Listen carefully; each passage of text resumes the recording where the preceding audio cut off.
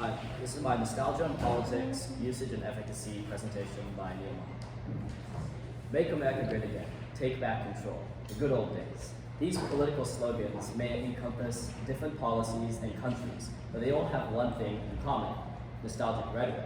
But what are they actually asking us to remember?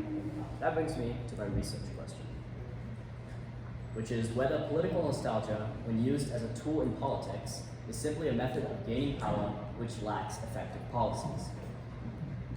This connects to the stimulus in various ways.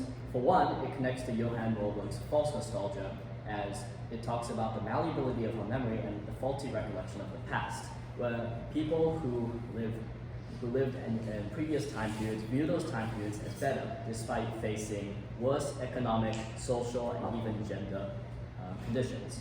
In addition, it also touches upon Maori narratives by Judith Binney, when referring to the importance of the narrator when utilizing the past, indicating it's important to understand what the person who is dispelling such nostalgic rhetoric, what their intentions are.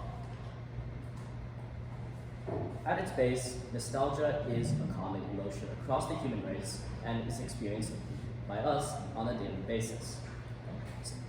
As David B. Newman, a professor of psychology at Linda Loma University states, recent empirical research, however, has highlighted positive effects of nostalgia, suggesting it is a predominantly positive emotion, with individuals reporting greater meaning in life and improved temperament. However, its malleability also offers an opportunity for manipulation through nostalgic rhetoric. Specifically, Rohlberg talks about how studies have shown that people typically view the past as more favorable. For example, people who are in the 60s view the 80s and 90s as more favorable, even though when they face harsher conditions then. Such nostalgic rhetoric can capitalize on such nostalgia and, in a way, unconsciously affects us. One prominent example of this nostalgic rhetoric has been MAGA, short for Make America Great Again, the campaign slogan which Donald Trump won the 2016 and 2024 elections. However, MAGA is nothing new in American politics. According to Bonikowski and Stoller of New York University, nostalgia has been a common feature of US presidential politics since the 1950s. In fact, Trump's campaign is not unique either.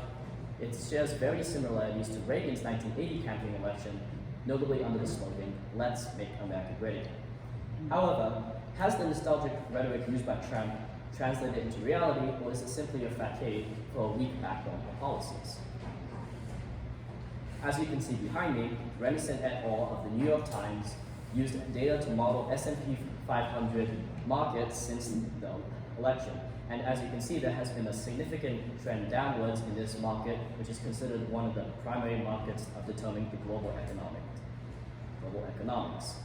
As you can see, this has decreased 10.1% since his inauguration, with its peak, the turning point correlating with the initiation of his tariffs on China, Canada, and Mexico. We can also analyze if nostalgia was effective through his use of nostalgic rhetoric. According to Bonikowski, again, nostalgic appeals to idealized past. They bolster candidates' critiques of the status quo and the promises of a better future, all while mobilizing perceptions of collective status threat supporters. A primary example of this making a collective status threat can be shown behind me.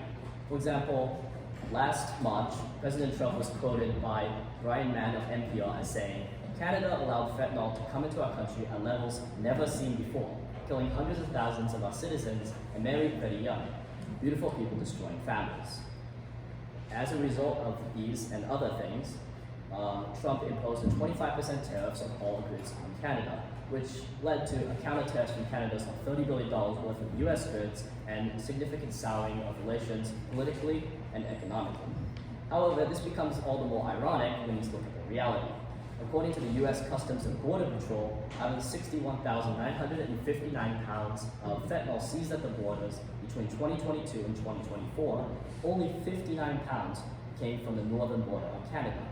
Something so infinitesimal it seems so wrong. The second example is Brexit. Brexit, portmanteau of the words Britain and exit, was a British political movement aimed at seceding from the European Union in 2016. Reasons for such a desire were a return to economic independence and gaining control of their own economy. Notably, this movement was led by the nostalgic slogan, "Take Back Control," advocated by the then Prime Minister, Boris Johnson. According to Lisa Sucker of the University of Antwerp in Belgium, those who advocated for such a cause by referring to Britain's economic traditions and images of a glorious economic past and linking economic critique of the EU to issues of British heritage, its proposers made Brexit a question of national economic identity, resonating with those economically deprived. Brexit passed in 2020 after a referendum in 2016. So has the Britain improved economically since then, or have they followed the same trend as the US? Well, it turns out it's the latter. According to Bui et al. Of the London School of Economics, in 2023, an estimate will run on how much Britain lost from Brexit. The central behind me refers to the reality of the situation. For example, in 2023, the GVA, which is a measure of economic growth similar to GDP, was £599.5 billion. The counterfactual is basically what would happen if Brexit did not exist. As you can see, the counterfactual is greater than the central in almost all areas, indicating that Britain lost significant economic and employment benefits by leaving Brexit. In conclusion, the usage of nostalgia in politics often preys on the malleability of our memory and our tendency to recall past events as more beneficial. Campaigns utilizing such nostalgic rhetoric in recent times, have seen downward trends economically and, in addition, negative social repercussions. Ultimately, it's vital to understand how such rhetoric functions and see the facts through the claims. And I'd like to leave you with a quote by someone I looked up to, Pericles, an Athenian statesman, who said, "For you may not be interested in politics. Politics will always be interested in you." Thank you. 7 minutes, 21 seconds. Just in time.